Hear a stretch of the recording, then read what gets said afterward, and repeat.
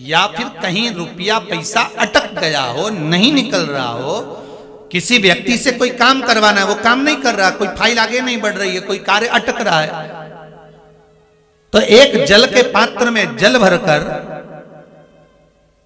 5 बेलपत्री शिव जी को समर्पित कर कुंदकेश्वर महादेव का नाम लेकर एक सफेद पुष्प बेलपत्री के ऊपर जो शिव जी को चढ़ाई है उस पर समर्पित कर जल जो लेकर गए हो, अपनी उस कामना को कर कि मेरा ये कार्य अटक रहा है, ये कार्य नहीं हो रहा, कुंदकेश्वर महादेव का नाम लेकर धीरे धीरे जल की धार चढ़ाइए। और एक बात हमेशा याद रखना, फिर निवेदन कर रहे हैं, अच्छे से समझ लेना, शंकर जी पर जब जल चढ़ता है, शिव जी का जब अभिषेक होता है, शंकर जी पर जब जल चढ़ाया जाता है, दूध चढ़ाओ, जल चढ़ाओ, कुछ भी चढ़ाओ, पर एक बात का स्मरण अपने जीवन में होना कि इतने ऊपर से मत चढ़ाना कि जल चढ़े और छींटे आपके ऊपर आए। बहुत ध्यान दीजिएगा।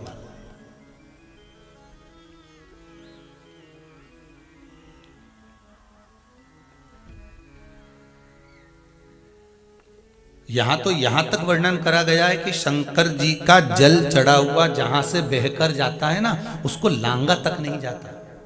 यहां लांगते हैं क्या? नहीं ना, परिक्रमा भी करेंगे तो वहीं से लौट कर वापस इधर जाएंगे।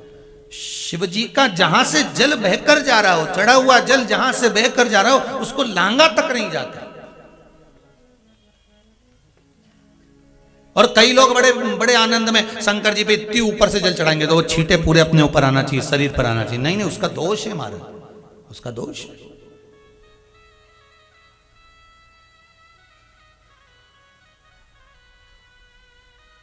शिव जी को अगर आप जल चढ़ा रहे हो, जैसे आप भगवान को अगर जल चढ़ाओ, दूध चढ़ाओ, तो मान लो अगर जैसे एक सरल भाषा में समझ लो और अच्छे से, कि जैसे ये शिवलिंग है शंकर जी का, ये शिवलिंग है, और आप जल चढ़ा रहे हो तो इतनी ऊपर से छोड़ोगे तो पानी का छींटा तो अपने ऊपर आएगा, पर वही जल, वही दूध, वही सामग्री आप शिवलिंग से थोड़ी सी दूरी बनाकर अगर आप समर्पित करेंगे तो बाबा उसको स्वीकार भी करता है और आनंद की अनुभूति भी होती है, कार्य में सिद्धता भी आती है,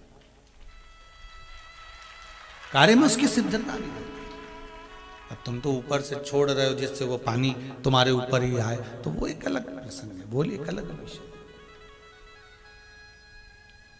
बहुत ध्यान देना महाराज, भगवान को कभी भी कोई भी सामग्री, जैसे भगवान के मंदिर में अगर फूल चढ़ाने जा रहे हो, भगवान के मंदिर में अगर पुष्प समर्पित करने जा रहे हो, तो फूल का मुख अपनी ओर नहीं होना चाहिए।